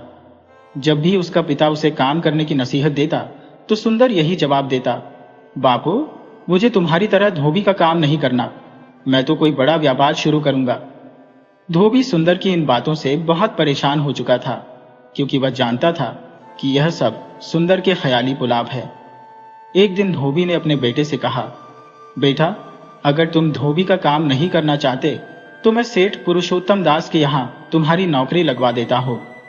जिनके यहाँ मैं कपड़े धोता हूँ वह बहुत अच्छे आदमी है। इस बार सुंदर अपने पिता की बात को मना नहीं कर पाया और सेठ पुरुषोत्तम दास के यहाँ नौकरी करने लगा। लेकिन कुछ दिनों के बाद ही सेठ ने उसे नौकरी से निकाल दिया। जब धोबी ने सेठ से इसका कारण पूछा तो सेठ ने बताया, कमलेश, तुम्हारे बेटे का मन काम में बिल्कुल नहीं लगता। मैं जो भी काम उसे देता हूँ वह उसे पूरा नहीं करता। वह तो एक नंबर का आलसी और निकम्मा है। ये सुनकर कमलेश बहुत निराश हुआ और घर आकर अपने बेटे को समझाया, बेटा, मैंने बड़ी मुश्किल से तुम्हारे लिए सेठ जी के यहाँ नौकरी ढूंढी थी। अगर तुम इसी तरह काम करोगे तो तुम्हारा भविष्य क्या होगा। इस घटना के बाद कमलेश ने गांव के कई दूसरे लोगों के यहाँ अपने बेटे को नौकरी पर लगवाया, लेकिन वहां से भी सुंदर की शिकायतें ही आती रही। अब तो हालत यह हो गई कि गांव में कोई भी ऐसा आदमी नहीं था जो सुंदर को काम पर रखता। अपने बेटे की ऐसी हालत देखकर कमलेश चिंता में रहने लगा और उसकी तबीयत बिगड़ने लगी। आखिरकार एक दिन कमलेश की मृत्यु हो गई। अब सुंदर इस दुनिया में अकेला रह गया था। अपने पिता की मृत्यु के बाद उसे यह समझ आ गया था कि बिना मेहनत किए रोजी रोटी नहीं कमाई जा सकती। इसलिए उसने गांव में काम ढूंढना शुरू किया, लेकिन पूरे गांव में उसे किसी ने काम नहीं दिया, क्योंकि वह पहले से ही अपनी कामचोरी के लिए बदनाम हो चुका था। सुंदर ने सोचा कि इस गांव में मुझे कोई काम नहीं मिलेगा, इसलिए मुझे किसी दूसरे नगर में जाकर काम ढूंढना चाहिए। ऐसा सोचकर उसने अपने घर को ताला लगाया और किसी दूसरे नगर में काम की तलाश में निकल पड़ा। जब वह दूसरे नगर में पहुंचा तो किस्मत ने उसका साथ दिया और उसे एक व्यापारी के यहाँ काम मिल गया। इस बार सुंदर ने बहुत मेहनत और ईमानदारी से काम किया। अब उसके जीवन की गाड़ी ठीक से चलने लगी थी। इस नगर में आए हुए सुंदर को अब 1 वर्ष बीत चुका था। एक दिन उसने अपने मालिक से कहा, सेठ जी, मुझे यहाँ काम करते हुए अब 1 साल हो चुका है। मैं एक बार अपने गांव जाना चाहता हूँ, मुझे कुछ दिन की छुट्टी दे दीजिए। सेठ ने कहा, ठीक है सुंदर, मैं तुम्हें 10 दिन की छुट्टी देता हूँ। 10 दिन के बाद तुम काम पर वापस लौट आना। इस तरह सुंदर अपने सेठ से छुट्टी लेकर गांव की तरफ चल दिया। वह मन ही मन सोच रहा था कि जब वह अपने गांव लौटेगा तो गांव के लोग उसे देखकर हैरान रह जाएंगे। जो लोग उसे निकम्मा और आवारा समझते थे, वह अब उसकी खूब प्रशंसा करेंगे। अपने इन्हीं विचारों में खोया हुआ सुंदर जब रास्ते पर चल रहा था, तभी उसने देखा कि एक बूढ़ा आदमी अपने कंधों पर 3 गठरियां उठाए हुए एक शहर की तरफ जा रहा था। वह काफी थका हुआ था और बहुत देर से इसी तरह सफर कर रहा था। आखिरकार थक कर वह एक पेड़ के नीचे बैठ गया। तभी उस बूढ़े आदमी की नजर सामने से आते हुए नौजवान सुंदर पर पड़ी, जो उसी रास्ते से जा रहा था और उसी दिशा में जा रहा था जिस दिशा में उस बूढ़े फकीर को जाना था। जब सुंदर उस बूढ़े फकीर के पास से गुजरा तो बूढ़ा फकीर कहने लगा, सुनो बेटा, क्या तुम मेरी कुछ मदद कर सकते हो? ये गठरी बहुत भारी है। मैं बूढ़ा हो चुका हूं, इसलिए ज्यादा देर तक इसका वजन नहीं उठा सकता। क्यों न तुम मेरी एक गठरी उठा लो और मुझे दूसरे गांव तक पहुंचा दो। इसके बदले में मैं तुम्हें 3 अशर्फियां दूंगा। सुंदर ने उस फकीर की सारी बातें सुनी और फिर बोला, कोई बात नहीं बाबा, मैं आपकी सहायता करने के लिए तैयार हूं। बताइए, आपको कहां जाना है? ये कहकर सुंदर ने उस फकीर की एक गठरी उठा ली और अपने कंधे पर रख ली। तभी सुंदर को एहसास हुआ कि यह गठरी तो सचमुच बहुत भारी है। सुंदर और वह फकीर अब दोनों रास्ते पर आगे बढ़ रहे थे। चलते चलते वे दोनों उस गांव से बाहर आ गए और फिर एक सुनसान रास्ता आ गया। वे दोनों बड़ी मस्ती में चलते जा रहे थे। जब वे दोनों भीड़ से बिल्कुल अलग हो गए तो सुंदर ने उस फकीर से पूछा, बाबा, इस गठरी में ऐसा क्या है जो यह इतनी भारी है? इस पर उस फकीर ने मुस्कुराते हुए कहा, कुछ नहीं बेटा, इसमें सिर्फ तांबे के सिक्के भरे हैं, इसीलिए यह गठरी इतनी भारी है। उस फकीर की बात सुनकर सुंदर मन ही मन सोचने लगा, लगता है ये बाबा जरूर कोई व्यापारी है, तभी तो इतने सारे तांबे के सिक्के लेकर चल रहे हैं। लेकिन मुझे इन सब बातों से क्या मतलब? मुझे तो सिर्फ इनकी गठरी दूसरे गांव तक पहुंचानी है और उसके बदले में मुझे 3 अशर्फियां मिल जाएंगी। फिर उसने तांबे के सिक्कों का ख्याल अपने मन से निकाल दिया और अपनी धुन में मस्त होकर आगे बढ़ने लगा। चलते चलते कुछ समय और बीत गया और वे दोनों एक नदी के किनारे जा पहुंचे। सुंदर हट्टा कट्टा, तंदुरुस्त और जवान था, इसीलिए वह बिना सोचे समझे उस नदी में उतर गया। लेकिन वह बूढ़ा आदमी अभी भी नदी के किनारे पर ही खड़ा था। इस पर सुंदर ने उस बूढ़े से कहा, क्या हुआ बाबा, आप रुक क्यों गए? चलिए, हमें यह नदी पार करनी होगी, तभी तो हम उस गांव तक पहुंच पाएंगे। इस पर उस बूढ़े ने सुंदर से कहा, मैं जानता हूं बेटा कि हमें यह नदी पार करनी ही होगी, लेकिन जैसा कि तुम देख रहे हो, मैं अब बूढ़ा हो चुका हूं और 2-2 गठरियां लेकर मैं ये नदी पार नहीं कर सकता। अगर कहीं मेरा पांव फिसल गया तो फिर क्या होगा? क्या तुम मेरी एक और गठरी उठा सकते हो? इसके बदले में मैं तुम्हें 3 अशर्फियां और दूंगा। ये सुनकर सुंदर मुस्कुराने लगा और बोला, बाबा, अब आप मुझे शर्मिंदा कर रहे हैं। अगर आप मुझे 3 अशर्फियां नहीं भी देंगे तो भी मैं आपका यह काम कर दूंगा। मैं आपको आपके गांव तक अवश्य पहुंचा दूंगा। यह सुनकर फकीर मुस्कुराया और बोला, बेटा, तुम तो बहुत ही भले इंसान मालूम पड़ते हो। यह कहते हुए उस फकीर ने अपनी दूसरी गठरी भी सुंदर को थमा दी।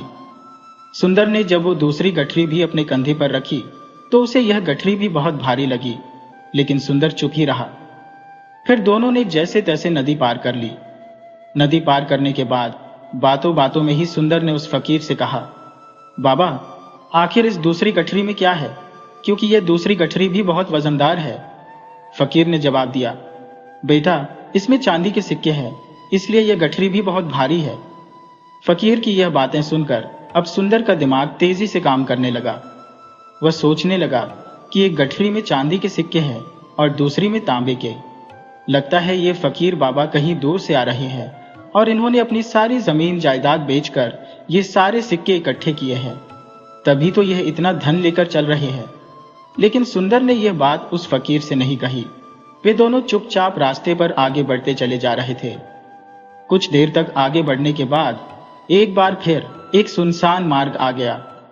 उस रास्ते पर आते ही सुंदर के मन में तरह तरह के विचार आने लगे। अब उसके मन में यह विचार आया कि यह एक सुनसान रास्ता है। अगर मैं यहाँ से इस फकीर के सिक्के लेकर भाग जाऊं तो यह बूढ़ा फकीर कब तक मेरे पीछे भागेगा।